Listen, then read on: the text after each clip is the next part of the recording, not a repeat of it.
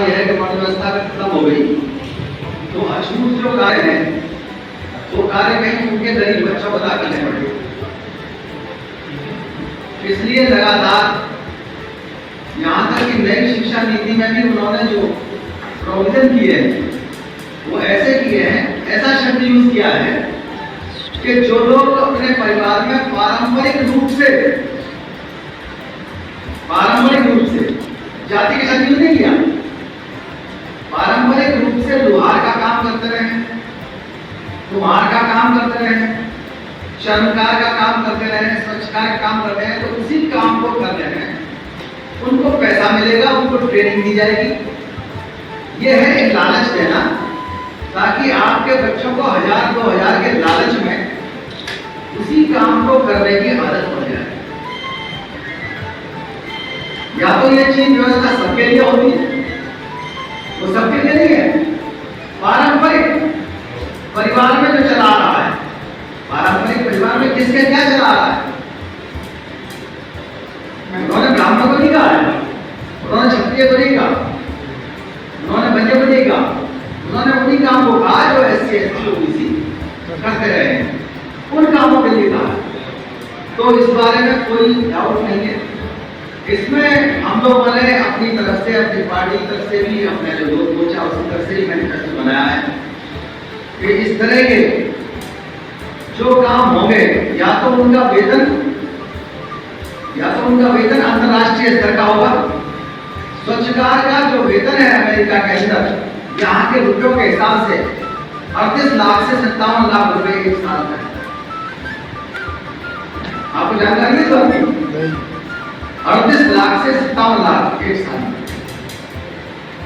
इतना बैठता है अमेरिका। और यहाँ ये चाह रहे हैं कि 8-8 हजार में, 6-6 हजार में, वो भी ठेकेदार देगा, आधे पैसे देगा, 100 रुपए रोज पर स्वच्छकार का काम करवाएगा, जिसको हम लोग खत्म करना चाहते हैं, जिसको हम लोग अपने मैनिफेस्टो में भी जुड़े हुए हैं। ये काम पूरी तरह से आज रोबोट के द्वारा किया जा सकता है, मशीनों के द्वारा किया जा सकता है। जहां जो कर्मी रहे पुराने, जो सरकारी नौकरी में तनख्वाह पा रहे हैं, वो एक तो उनका वेतन अच्छी तरह से हो, अंतर्राष्ट्रीय स्तर का वेतन हो, महिलाओं का वेतन भी अंतर्राष्ट्रीय स्तर का हो, और इसमें जो भी घटनाएं हो रही है इस तरह की, उनका स्वतः ये माना जाए, तो इस तरह माना जाएगा तो किसी भी दशा में 1 करोड़ से 5 करोड़ तक उसका बीमा होना चाहिए। और जो आदमी ऐसा काम करने के लिए मजबूर कर रहा है अपने घर में, उस पर NSA जैसी कार्रवाई होनी चाहिए। इतनी सख्ती से हम कार्रवाई चाहते हैं। तो अकेले SC ST एक्ट से लोग बात नहीं आ रहे, अकेले SC ST एक्ट से बात नहीं आ रहे लोग, जब तक कि वो 1-2 साल जेल में नहीं रहेंगे तब तक वो छुआछूत के काम छोड़ेंगे नहीं, मजबूर करके धमकी देके लालच देके कराते रहेंगे। लालच देके कराना भी गलत है। हाँ, ये जरूर है, इसमें ये मानना कि 100% शासन की गलती है। मैं ये मान के चलता हूँ कि कहीं ना कहीं हमें अपने परिवार की शिक्षा पर ध्यान देना पड़ेगा। पहले भी मैंने बताया, पंचशील का पालन हमें अपने परिवारों में करना पड़ेगा। ये दूसरा नहीं करा सकता, शराब को दूसरा नहीं छुपा सकता, अंग्रेजी पढ़ने का शौक कोई दूसरा नहीं दिलवा सकता। आपको मैंने बताया कि ऐसे काम बहुत हैं जो सीखने में आपको 2 महीने 15 दिन लगेंगे। ड्राइविंग जैसे स्किल है, ऐसे स्किल वाले बहुत अच्छे काम हैं जिनको शहरों के अंदर लोग ढूंढते हैं तो कोई मिल जाए। कंप्यूटर अगर आपने सीख लिया, कंप्यूटर जानने वाला अगर वो क्लास 4 में भी आएगा तो वो बहुत जल्दी अच्छे पद पर चला जाएगा। जहाँ पर लोग सरकारी काम कर रहे हैं उनके प्रमोशन की पॉलिसी भी हो, उन्हें आजीवन ये काम ना करना पड़े, उसके लिए भी हम लोगों ने प्लान बनाया है कि अगर जैसे मिलिट्री में होता है उसका रैंक बढ़ता है, जो आदमी नीचे सिपाही की रैंक में भर्ती है उसको आगे चल के सूबेदार की रैंक में भर्ती किया जाता है, उसका बदलाव होता है काम।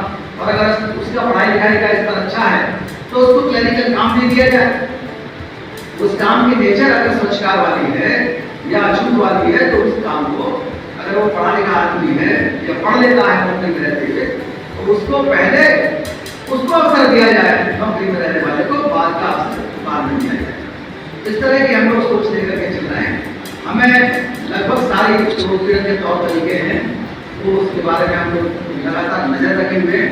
लेकिन हम इस बात को ये मान के चल रहे हैं कि अगर 99% गलती सरकारों की या नेताओं की है तो 1% गलती हमें माननी पड़ेगी। और वो गलती छोड़ने के बाद किसी की हिम्मत नहीं होगी कि हमारा कोई मूर्ख बना सके। कोई जबरदस्ती काम नहीं कर सकता। जहां जहां आज तक कभी भी जो स्वच्छ भारत समाज की हड़ताल हुई है वो कभी फेल नहीं हुई, कभी फेल नहीं हुई। लेकिन असली मुद्दों पर होना, छोटे मोटे मुद्दों पर नहीं। हमने कभी मुफ्त शिक्षा के लिए, मुफ्त अंग्रेजी स्कूलों में रिजर्वेशन के लिए हड़ताल नहीं की, काम बंद नहीं किया। हमने कभी रोजगार का, इसके कॉन्ट्रैक्ट का खिलाफ में हड़ताल नहीं की। जो भी काम है, सरकारी नौकरियां पूरी दुनिया की तरफ कम नहीं की जाती। प्राइवेटाइजेशन अगर है तो उसमें रिजर्वेशन होना चाहिए।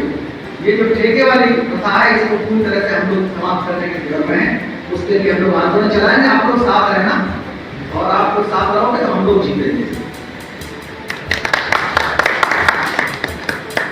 और कोई सवाल हो तो पूछ लीजिए।